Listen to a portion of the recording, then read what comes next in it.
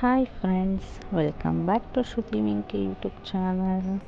Please ನನ್ನ ಚಾನಲ್ನ like ಮಾಡಿ, ಶೇರ್ ಮಾಡಿ ಹಾಗೂ ಕಮೆಂಟ್ ಮಾಡಿ ಅಂತ ಕೇಳ್ತಾ, ಜೊತೆಗೆ ನನ್ನ ಚಾನಲ್ನ ಸಬ್ಸ್ಕ್ರೈಬ್ ಮಾಡ್ಕೊಳ್ಳಿ. ಜೊತೆಗೆ ಪಕ್ಕದಲ್ಲೇ ಕಾಣೋ ಬೆಲ್ಲೈಕನ್ನು ಕೂಡ ಕ್ಲಿಕ್ ಮಾಡ್ಕೊಳ್ಳಿ ಅಂತ ಕೇಳ್ತಾ, ನಾನು ಯಾವುದೇ ವೀಡಿಯೋಸ್ ಮಾಡಿದ್ರು ನಿಮಗೆ ನೋಟಿಫಿಕೇಷನ್ ಬರುತ್ತೆ. ಫ್ರೆಂಡ್ಸ್, ಪ್ಲೀಸ್ ನನ್ನ ಚಾನಲ್ನ ಸಬ್ಸ್ಕ್ರೈಬ್ ಮಾಡ್ಕೊಳ್ಳಿ ಅಂತ ಕೇಳ್ತಾ, ಇವತ್ತಿನ ಏನು ರೆಸಿಪಿ ಅಂತ ಅಂದರೆ, ಇವತ್ತು ಕ್ಯಾಪ್ಸಿಕಮ್ ರೈಸ್ ಮಾಡ್ತಾಯಿದ್ದೀನಿ. ತುಂಬ ಚೆನ್ನಾಗಿರುತ್ತೆ. ಲಂಚ್ ಬಾಕ್ಸ್ಗಂತೂ, ಟಿಫನ್ಗಂತೂ ತುಂಬ ಸೂಪರಾಗಿರುತ್ತೆ. ಜೊತೆಗೆ ನೈಟ್ ಹೊತ್ತು ನಮಗೆ ಯಾವಾಗಲೂ ಅನ್ನ ಸಾಂಬಾರು ತಿಂದು ಬೇಜಾರಾಗಿದೆ, ನೈಟ್ ಹೊತ್ತು ಕೂಡ ಮಾಡ್ಕೊಂಡು ತಿನ್ಬೋದು. ತುಂಬ ಸೂಪರಾಗಿರುತ್ತೆ ಕ್ಯಾಪ್ಸಿಕಮ್ ಪಲಾವ್. ಒಂದು ಸತ ಟ್ರೈ ಮಾಡಿ, ನೀವು ಪದೇ ಪದೇ ಮಾಡ್ತೀರಾ. ತುಂಬ ಚೆನ್ನಾಗಿ. ಇದಕ್ಕೇನು ಬೇಕು ಅಂತ ಈಗ ನೋಡೋಣ ಫ್ರೆಂಡ್ಸ್. ಇದಕ್ಕೆ ಮೊದಲದಾಗಿ ಕ್ಯಾಪ್ಸಿಕಮ್ಮು ಒಗ್ಗರಣೆಗೆ ಅಂತ ಪಲಾವ್ ಎಲೆ, 2 ಏಲಕ್ಕಿ, ಸೋಂಕಾಳು, ಜೊತೆಗೆ ಕಸ್ತೂರಿ ಮೇಥಿ, ಲವಂಗ ತೊಗೊಂಡಿದ್ದೀನಿ. ಜೊತೆಗೆ ಒಂದು ಟೊಮೊಟೊ, ಆಮೇಲೆ ಅಕ್ಕಿ ನೆನೆಸಿ ಈರುಳ್ಳಿ ಒಗ್ಗರಣೆಗೆ ಅಕ್ಕಿ ನೆನೆಸಿ ಕುಯ್ದಿಟ್ಟಿದ್ದೀನಿ. ಇದು ಒಗ್ಗರಣೆಗೆ ರುಬ್ಬಕ್ಕೆ ಅಂತ ಒಣಮೆಣ್ಸಿನ್ಕಾಯಿ, ಹಸಿಮೆಣ್ಸಿನ್ಕಾಯಿ, ಟೊಮೆಟೊ, ಪುದೀನ, ಕೊತ್ತಂಬರಿ ಸೊಪ್ಪು ಮತ್ತು ಶುಂಠಿ, ಬೆಳ್ಳುಳ್ಳಿ, ಸ್ವಲ್ಪ ಈರುಳ್ಳಿ ಎಲ್ಲ ರುಬ್ಬಕ್ಕೆ ತೊಗೋಬೇಕು.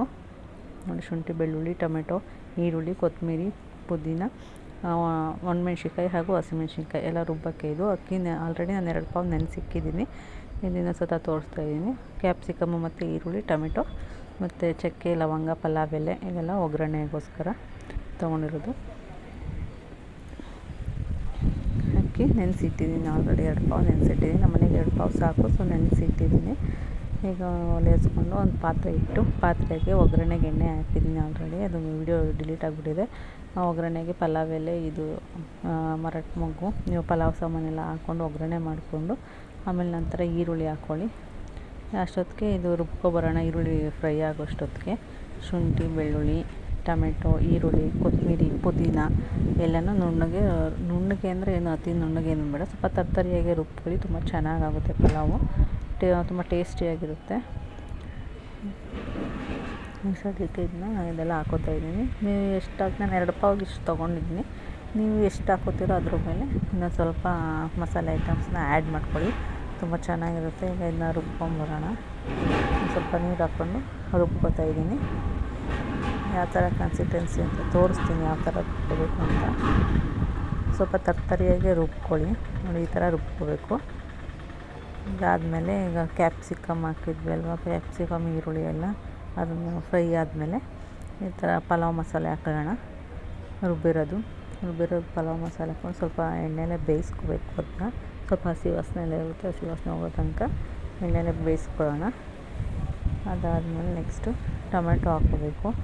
ಟೊಮೆಟೊನೂ ಹಾಕಿ ಚೆನ್ನಾಗಿ ಬೇಯಿಸ್ಕೋಬೇಕು. ಇದು 1-2 ವೀಡಿಯೋ ಡಿಲೀಟ್ ಆಗಿಬಿಟ್ಟಿದೆ, ಸೊ ಬೇಜಾರು ಮಾಡ್ಕೊಬೇಡಿ. ನಾನು ವೀಡಿಯೋಸ್ ನೋಡ್ಬೇಕಾದ್ರೆ ನೋಡ್ತಾಯಿದ್ದೀನಿ. ಟೊಮೊಟೊ ಎಲ್ಲ ಹಾಕಿ ಸ್ವಲ್ಪ ಅದು ಖಾರ ಚೆನ್ನಾಗಿ ಬೇಯಿಸ್ಕೊಂಡು, ಆಮೇಲೆ ನೆನೆಸಿರ್ತೀವಲ್ಲ ಅಕ್ಕಿ, ಅದನ್ನು ಹಾಕ್ಕೊಂಡು ಮಿಕ್ಸ್ ಮಾಡ್ಕೋಬೇಕು. ತುಂಬ ಚೆನ್ನಾಗಿರುತ್ತೆ ಪಲಾವ್ ಮಾತ್ರ. ಉದ್ದುದ್ರಾಗ ಸೂಪರಾಗುತ್ತೆ. ಒಂದು ಸತ ಮಾಡ್ಕೊಂಡು ತಿಂತಾ ಇರ್ತೀರ.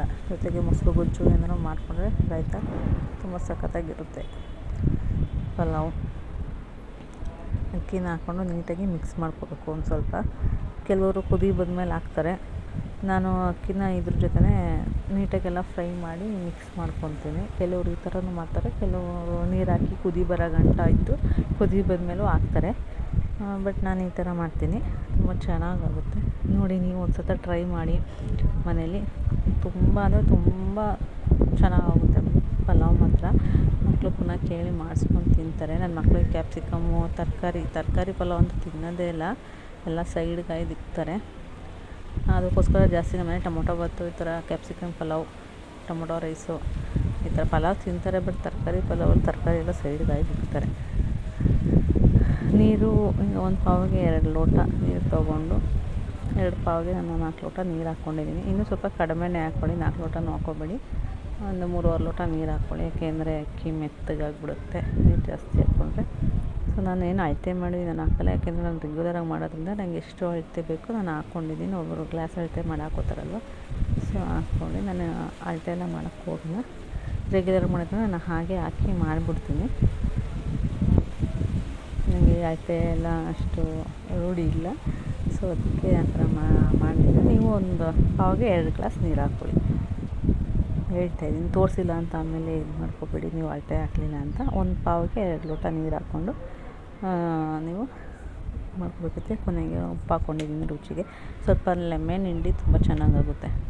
ಲೆಮನ್ ಕೂಡ ಹಿಂಡಿದ್ರೆ ಬಿರಿಯಾನಿ ಕುಷ್ಕ ತಿಂತೀವಲ್ಲ ಆ ಥರ ಇರುತ್ತೆ.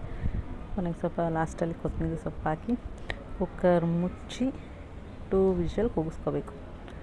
2 ವಿಷಲ್ ಕೂಗಿದ್ಮೇಲೆ ಪಲಾವ್ ಯಾವ ರೀತಿ ಇದೆ ಅಂತ ತೋರಿಸ್ತೀನಿ. ತುಂಬ ಚೆನ್ನಾಗಾಗುತ್ತೆ, ಉದುದ್ರಾಗ ತುಂಬ ಚೆನ್ನಾಗಾಗಿದೆ.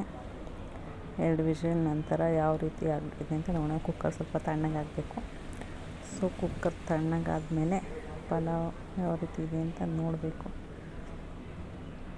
ಸೊ 2 ವಿಷಲ್ ಆಯಿತು, ಕುಕ್ಕರು ತಣ್ಣಗಾಗಿದೆ.